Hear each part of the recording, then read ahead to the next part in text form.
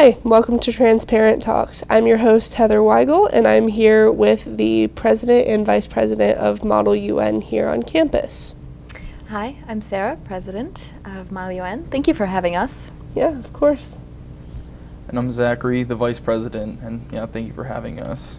Yeah.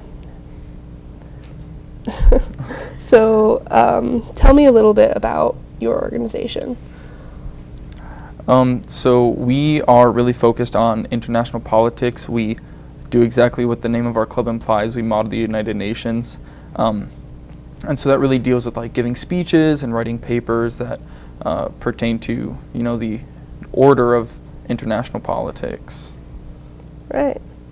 And I understand that there's both a class and a club component to Model UN. Could you elaborate on that a little bit? Yeah, so we have two faculty advisors, Dr. Richard Salashok and Dr. Ibrahim Soltani, and they run a class that's held during the fall because we go to a conference in it. And you have to be invited into the class, but anybody is welcome to the club. Most of the people within the class, you've definitely had a class or two with Soltani or Salashok.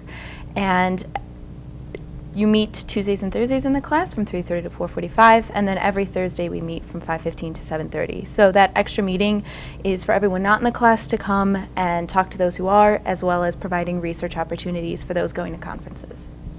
Right. So how does the recruiting process work for those in the class? Is it just students who seem to be interested in international affairs, or is it just kind of skilled in the classroom? Yeah, it's usually those who are interested in international affairs. Most of the students in there are in the international affairs program, though we do have political science, we've had business, we have a biology student in right now.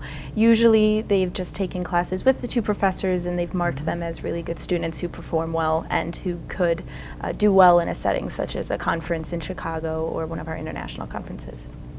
Awesome. So have you been enrolled in the class and the club yourself, or? Yeah, so Sarah and I were actually both in the class together last year. I personally got that opportunity because I had a class with Professor Soltani, and through my relationship with him was invited to take the class. And I think it sounds like kind of a scary process, like, oh, you have to be invited, but the professors are pretty good about working well with students and kind of communicating with students like what is expected and kind of how that plays out. All right, cool. So tell me about some of the things that you do. So in the class, it's really to prepare us to go to a conference. Each conference kind of has their own different rules and procedures, and so we focus on AMON, which is the conference that we go to in the fall, and it's just kind of familiarizing yourself with those rules and how the conference will take place, what resolution writing looks like, and things of that nature. We also do simulations in the class that just help kind of get a feel for what it's going to be like when we're at the conference. Right. So the conference is a huge part of what you guys do. How many conferences are there throughout the year? So for sure we always do 3 conferences. We always have the one we go to, which is the American Model United Nations Conference in Chicago, and it's actually held at the end of November. We will be going next week. And that is the biggest conference we do. We take the largest delegation of students, so 20 students go. And then we do 2 international. We've been going to the one in Toronto, which is a North American Model United Nations held at the University of Toronto in February. And this year we will be going, or next year, we will be going to Frankfurt, Germany. But in the past we've gone to Madrid and we've gone to Scotland. We've also gone to the actual United Nations conference in New York as well. But we have added some side conferences like a Model EU one at Bowling Green State University, and we're looking to go to one in Dayton, which will be for a wider range of students who might not have had a lot of experience with Model UN in the past. Right, so going to these conferences usually is elective, right? So a smaller group of students will go to these international conferences. Yes. So Usually the professors really look at like group dynamics and performance and stuff, and also of course schedules. And it's usually only 7 students that go to the international conferences, so 7 for Toronto and then 7 for Germany. Right. So how do you guys get your fundraising for going on these conferences and stuff like that? So there's a lot of different ways that we get funds. Obviously, one of the things that we just recently are starting to do is we started to GoFundMe, and that is largely going to be fund the Frankfurt conference. But since there is a class component, we do get a small allocation from the political science department, as well as just, past participants in the club or alumni and things like that are typically really good about, donors and acting in that way for the club. Right. What are some of the skills that participants in the club and in the class develop through their experience with Model UN? I think the 2 biggest skills are probably the ability to public speak as well as negotiation. So as far as public speaking, there's a lot of times that we are up in front of groups of people at a time and sharing how our delegation feels, and to be an effective speaker is really important, not just to be able to do it, but to speak in front of groups of people and do that well. So it's a lot of like sharing what your ideas or opinions are, as well as what you believe is the best course of action to take.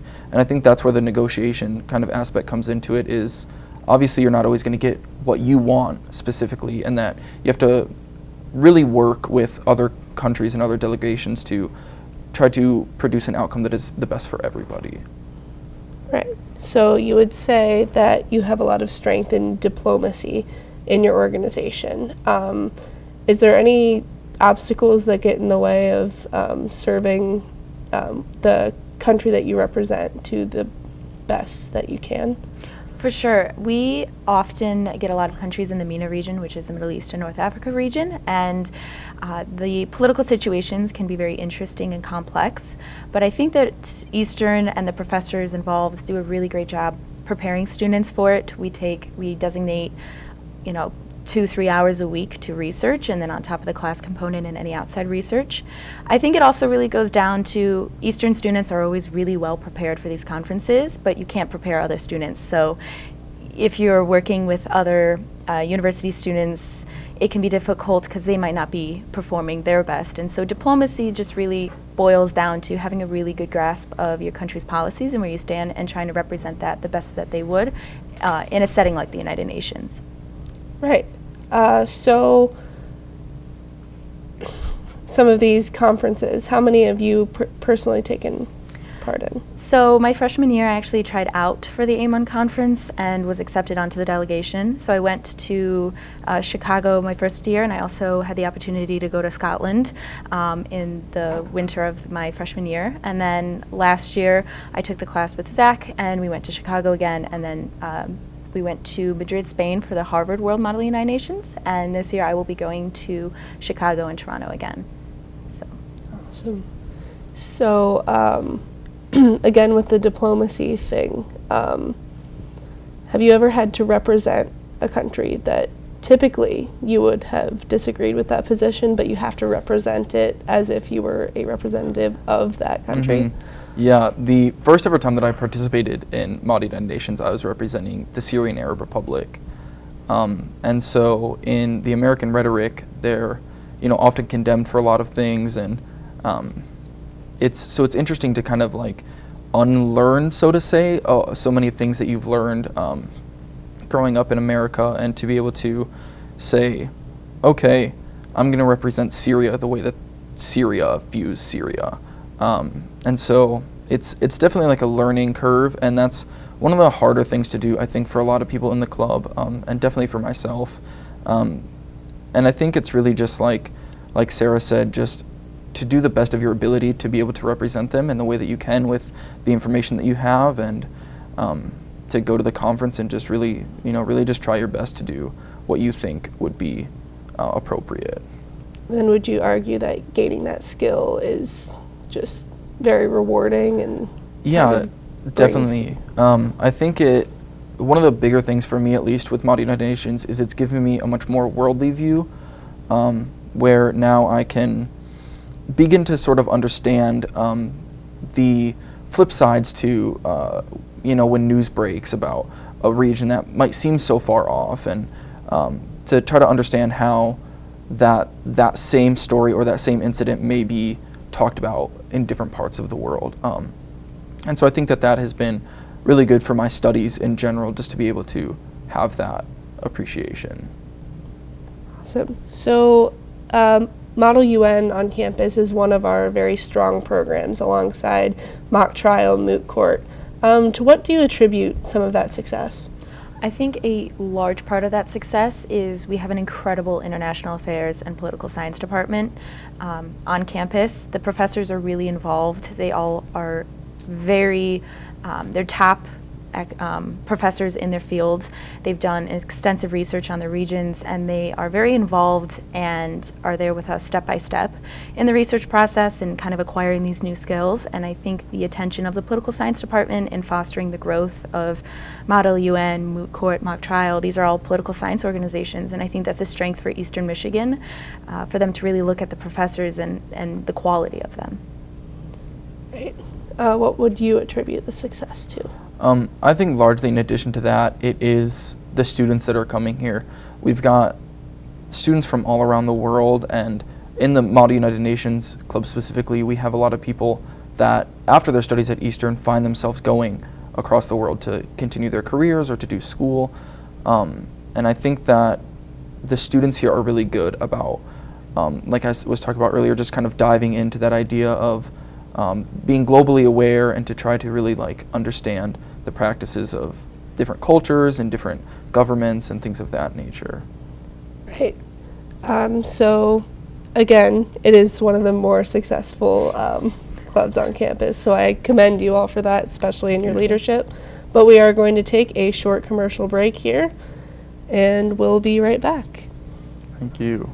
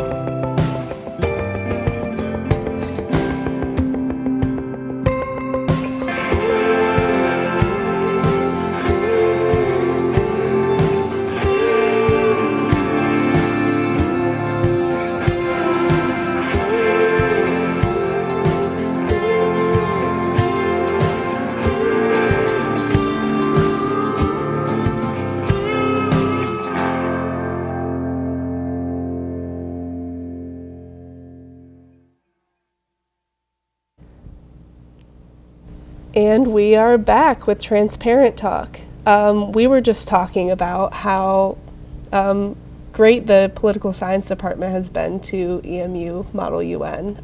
Could you elaborate a little bit more on that? Yeah, of course. Obviously, because there is a class component, we do get a stipend from an allocation from the political science department to go to the conferences. Our advisors are both international affairs professors, and they have just been incredible in fostering involvement, participation, and excitement at the topic. They're always posing really interesting questions, and they come to all the meetings, they never dip out, and they're very hands-on with our research.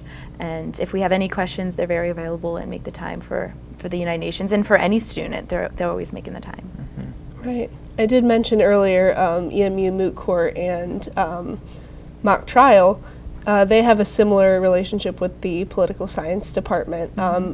Are there any organizations that you've paired with in the past to meet any of your objectives, maybe at an event or anything like that?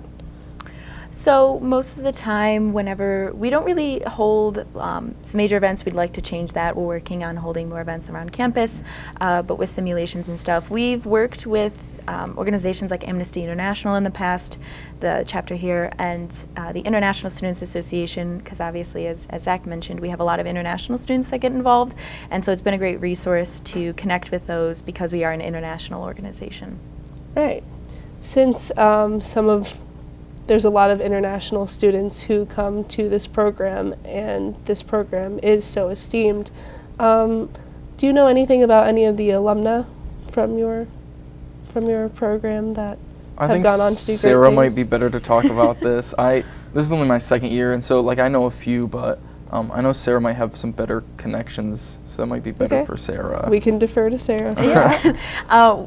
We have a lot of our graduates, they've gone on to grad school a lot in DC, George Washington, American. We have students at U of M. They just opened up a new international affairs program. Corey Salagen is one that was admitted into the program. We have plenty of students who are working on Capitol Hill. We also, Maria, who graduated last year, did actually an internship with I believe it was the Costa Rican delegation. We have students, there is a United Nations university in Costa Rica, a peace university, and we've had students go there as well. So we really kind of spread out after the fact. We've had students backpack around Southeast Asia and have gone on to programs in Japan and throughout Europe, graduate programs. Right. So what's your personal vision for Model UN, since you are relatively new? How do you like to see things go? Something that I would personally really like to see, and something that we've talked about as an e-board before, is to start doing high school outreach. Model United Nations is not really a thing in high school, like a lot of high schools don't have it. So I think that Eastern is situated really uniquely to be able to reach out to high schools in the area and like invite them to our simulations and say, this is kind of like how this goes. And like we talked about earlier, there's so many skills that can be developed through Model United Nations, and I think that focusing, for me at least, on getting younger generations involved in this kind of thing as early as possible is something that is definitely, like, I look forward to that. Yeah. What have you done in your current leadership role for the organization? So recently we've been doing a lot of work on fundraising. That's kind of consumed the first half of this semester for us. It's just been really important this year. Obviously, like we mentioned, going to international conferences and things like that, we tend to be a little expensive. And now that some of that has become to be underway, we have started to talk about setting up high school outreach, and through our simulations, we do simulations about once a month. And so I think that the best way to do that is just going to be inviting them out to our simulations and having them participate alongside college students here. Right. I'll ask Sarah the same question. What have you done in your role? So one of the big things, like Zach has mentioned, is the fundraising. With budget cuts and everything. It's been very important for us to have a focus on that. We've been running many more simulations this year compared to others in the past to bring in students who might not have the class component but can still enjoy the club component.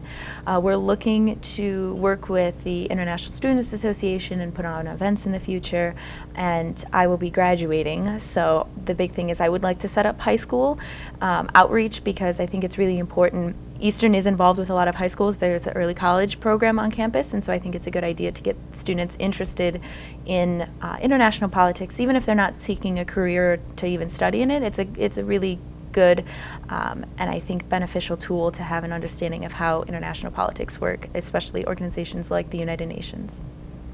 Right. So with your leadership, is there anyone that you look up to in terms of their own leadership style that you try to emulate yourself? Oh, goodness. That's a good question.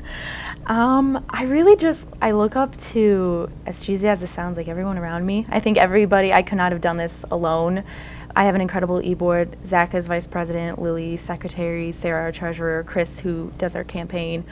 And then, of course, our professors, Rich and Ibrahim, they've just been incredible. I could not have done this alone, and they've made it much more easier. It's been an easier time to be president of Model UN with everybody's help. Right. And how about yourself? I think that as far as my leadership position goes, a group of people that I looked up to are the professors of the political science department, specifically our faculty advisors, Professor Stoller-Stolk and Professor Sultani. They do a really good job of fostering a learning environment, and the nature of our club is very much so that people don't really have experience with it coming in. And so it's very important for our professors as well as us during simulations to really be able to teach in a way that is effective. And I really try to like pick up on things that our professors do or just like other professors in the political science department do and adapt those into my leadership styles. Right. How do you think your experience in Model UN will impact the rest of your life or your career? I really believe that the kind of global awareness that you learn with Model United Nations is something that's very important and that's already shaped my life in a lot of ways.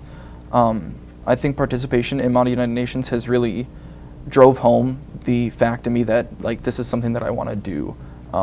I think without it, I'd still be kind of like shaky on like, do I really want to be studying international politics or something of that nature? And I think it's really like just vindicated that choice that I've made. Right. And how about yourself? You're going to graduate soon, so how are you going to carry your experience? Without the United Nations Association on campus, I think that I would be a bit more removed from being like super involved. It threw me into international politics and really solidified my decision. So I will be pursuing a master's in international politics and working eventually in a career and possibly with the UN. It's definitely fostered a greater interest in human rights and working on diplomacy and just I think going forward, it's done a lot to also bring me out of my shell and make me a better public speaker. Right. That's one of the skills you believe that you've learned from the United Nations Association. Are there any others? I think the big thing, of course, is diplomacy in the sense of just working with other people, because I think that especially now we've lost the ability to have civil conversations with people who hold different opinions, and I think the United Nations really forces you to be able to hold a civil conversation with somebody who can have a completely different point of view, and so I think that's been a big part in developing, and a skill that I've developed through it. Right. And so we talked a little bit about your vision earlier for Model UN. Are there any things you'd like to see change, things that could get better? So Sarah mentioned this earlier that we have started to host more simulations this year than in the past, and that's something that I really like to see and that I want to very much be continued. I think it's a way to get more people involved in our club, even if they're not maybe going to a conference this semester or planning on going on a conference anytime soon. It's a lot more relaxed than the conference would be. You know, it's contained within Eastern. We provide all the information for those things, so it's very relaxed, and I think that that's a good way to really like drum up support for our group and to kind of show like what we do and make just people on Eastern's campus aware of our position on the university and kind of what our club is about. And so I like that direction that we're going in, and I definitely plan on kind of keeping that train moving forward. Right. Are there any organizations that you would seek to pair up with for any events to promote visibility on campus? I think that something that I think has kind of come to me recently is that the United Nations, depending on what conferences you're going to, can deal with like international justice and kind of international law in that way. And I think it would be interesting for us to pair up with moot court or mock trial and kind of take what they do and kind of apply it to a more globalized view. I think would be a good mix of the kind of learning outcomes of their club and the learning outcomes of our club. Right. Is there anything that either of you would like to add? I think that pretty much sums it up. Yeah. All right. Well, I'm glad that we've had such a great impact with Model UN on campus, and I'm glad that you guys are the leaders of that. Well, thank you. Yeah. It's great to have you on the show, Sarah. Thank you. And Zach. Thanks again for having us. And then I will add one more thing.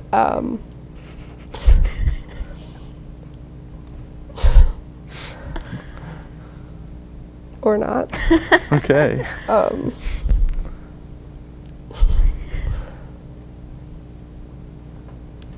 Your organization represents the political science department in a very positive way, and the way you handle diplomacy and all of that kind of thing, I think that needs to be done more often in our society.